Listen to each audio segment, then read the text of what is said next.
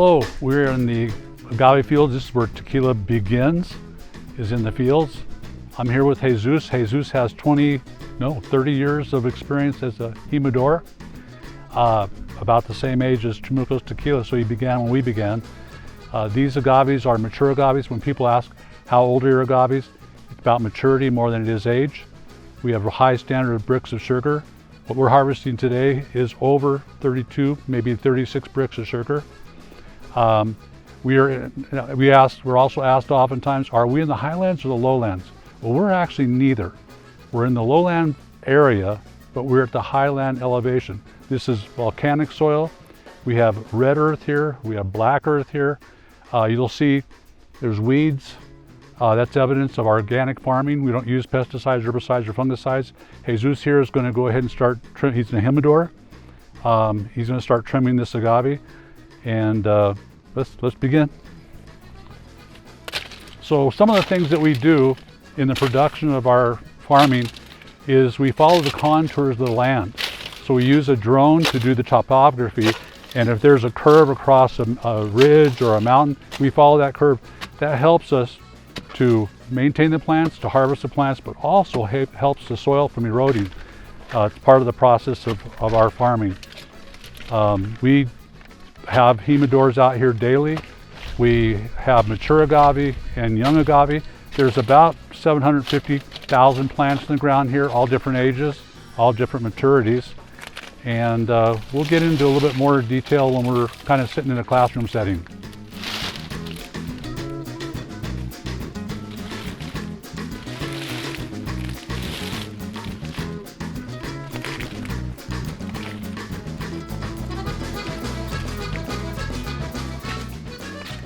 As Jesus continues to trim the agave, he's cutting the pinca sword-like leaves as close as he can to what we call the piña, because it looks like kind of like a pineapple.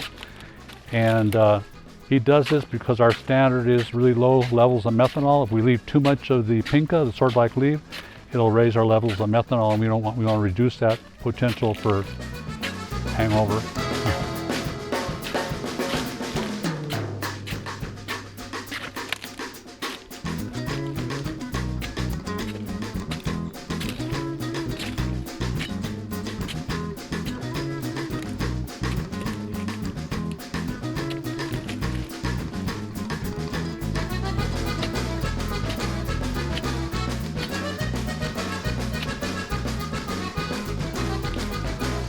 Good job, Jesus.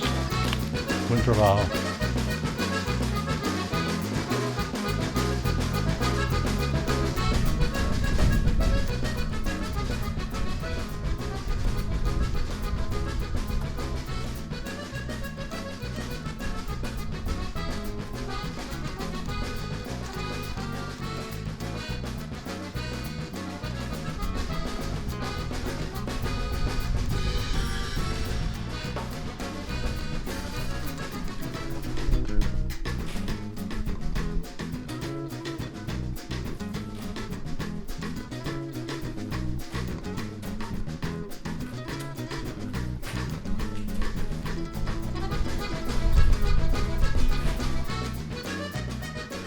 We're here at the Chamucos distillery, and we're going to walk you through a little bit of the process of making tequila. We're in the distillation area, and the first thing we're going to do is do the first distillation, and we're going to produce what's called ordinario, which is at about 20% alcohol. So I'm going to walk over, we'll get a little taste of ordinario while we're talking, and it's actually delicious. It's a little bit sweet, a little bit opaque, but it's the first distillation where we do some cuts. We take off the heads, the tails to keep the heart, and this is what's going to go into the second distillation. So let's do the little taste here of this.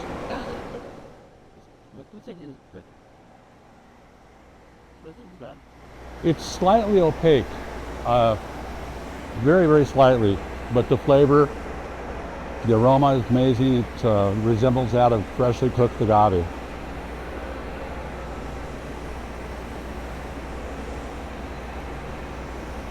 Delicious. The second process we're going to do is once it goes to the first distillation, and you can see the still, it's 8,000 liters.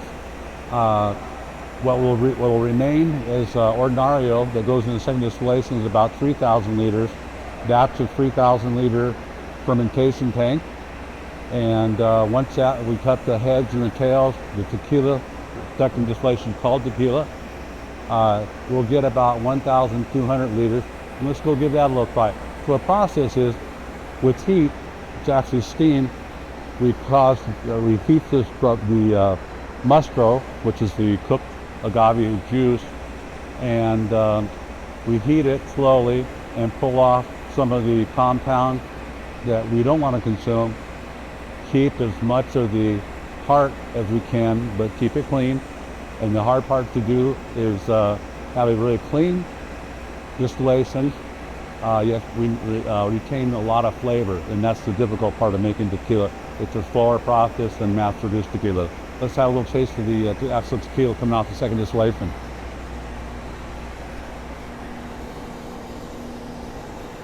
Whoop. That was wasteful. Anyways, this is the second distillation. It's come off at a little bit of higher proof than what's bottled, but a lot of viscosity. I don't know if you can see this or not, but you'll see a lot of legs. There's some, we call them pearls because in Mexico everything's romantic, but it's actually bubbles from the high viscosity.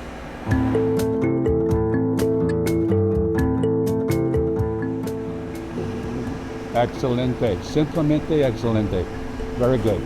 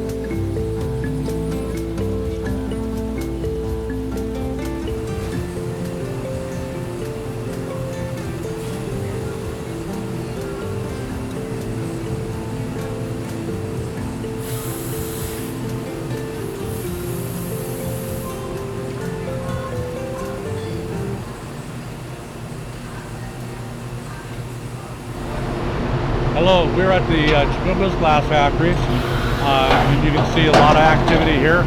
The employees are cross-trained in all aspects of making glass bottles for us. The process starts over on my left side over here. This is all recycled glass. We have a person that's shoveling recycled glass into an oven.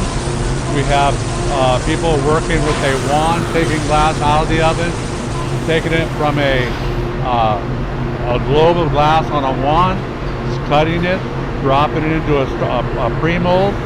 It goes from the pre-mold into a finished mold. The machine blows it instead of being hand blown, but there's a lot of hand work still being done. So you'll see this going on over here. Everything is done manually. They all work like choreography. And you would think that they get burnt. That would be the main thing that happens here. They don't get burnt. If anything happens, they even though they're offered dustpans and broom, they maybe pick up a little piece of glass and cut a finger, mild little scratch. So it's actually a very safe work environment. A little noisy. It goes from the oven, recycled glass, and also the heat to make this glass is half of the temperature of commercial glass, so we use half the energy. The other thing is we use natural glass or liquid petroleum, LP, and it's very clean compared to the other processes. So we do everything we do here at Chamucos eco-friendly, as eco-friendly as we can. Once it goes from the finished mold, it goes to another station where they actually apply a little piece of glass, cut it, is stamped with our medallion, which has the initial CH standing for Chamucos. My wife says it stands for her name, Christina Howard. It moves from this area to a tempering oven over here where it cools down. This process takes about 2 minutes. Then it goes to a tempering oven over to my right. And that tempering oven holds that glass bottle for 30 hours and cools it slowly until it's tempered. At that time, it's actually cold enough to touch. This is the process. Again, everybody's cross-trained, and it's like a family to us. They all work together.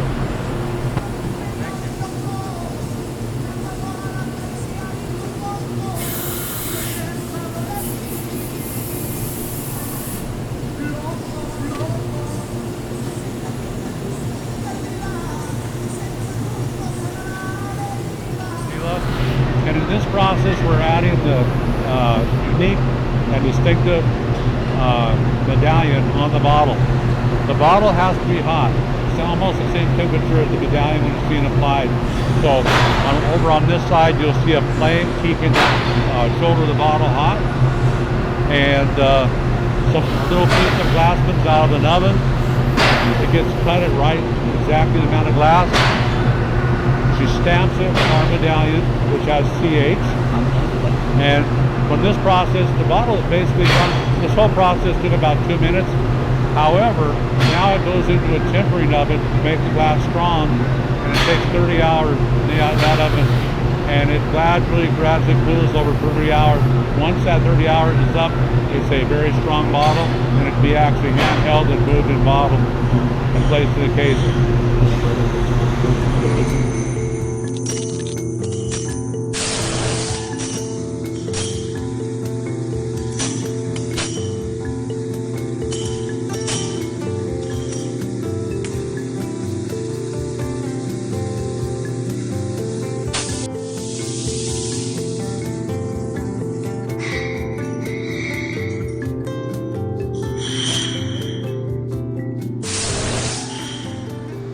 From the agave fields to the bottling at Chamucos Distillery. Bottles get washed after they arrive from the glass factories. Get washed with Reposado tequila, because we're currently doing Reposado. And Reposado is our #1 seller, which is what we started with at the very beginning, 33 years ago. And this is the bottling line. We bottle 6 bottles at a time, which is basically 1 case. And we have a fill machine. It goes from the fill machine to the cork. And once the cork gets applied, the capsule, shrink capsule or security capsule goes on. As it exits this room, it goes into another room where the shrink capsule gets shrunk in a heat shrink machine. And then that goes into where we hand apply the front label, the back label, and then it goes into a 6-pack case and eventually gets palletized and trucked to the destination.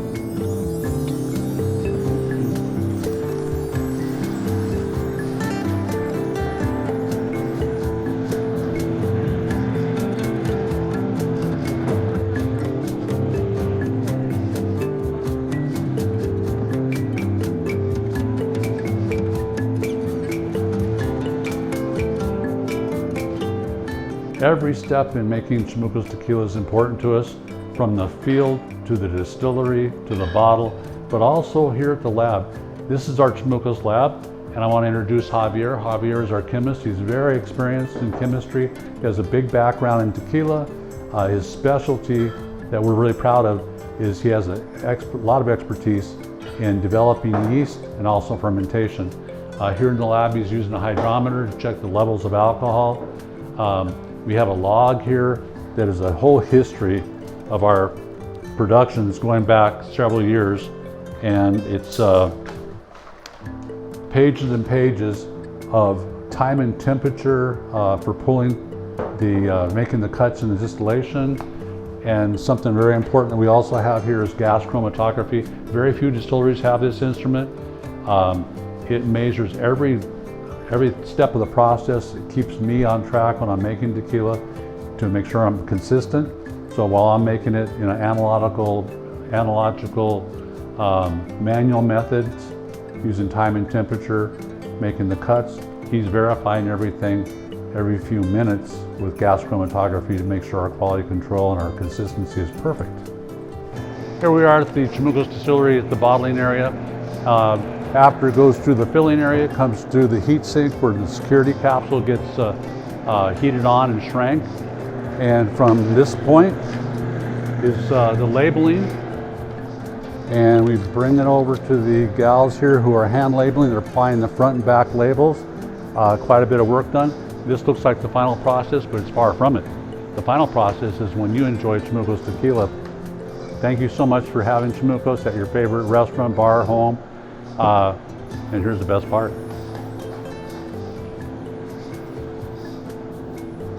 Cheers.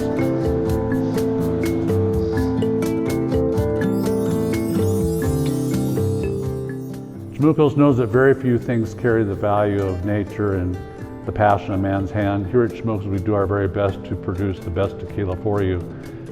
We hope that one day, I hope that one day, you can be my accomplice and sit with me and enjoy Chamucos. And here's to you. Cheers.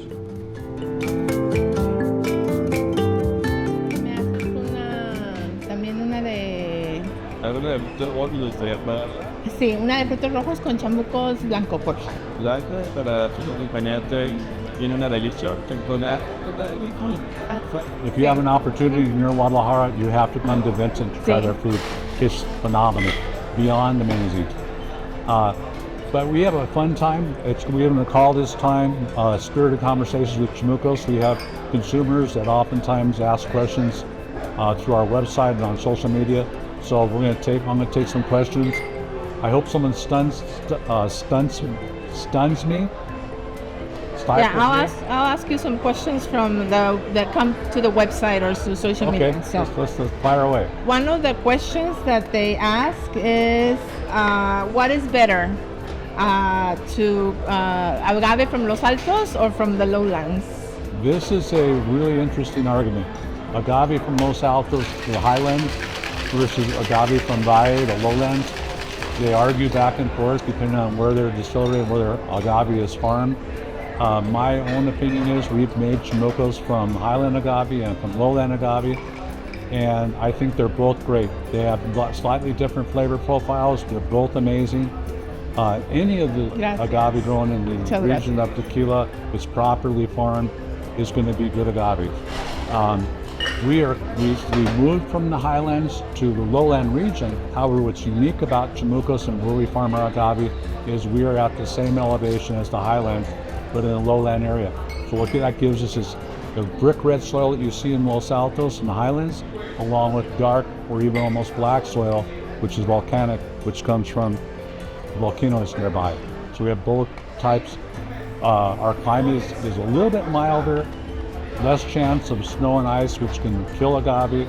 A little bit milder climate because it's a little bit more towards the Pacific Ocean, but it is highland elevation, but in the lowland region.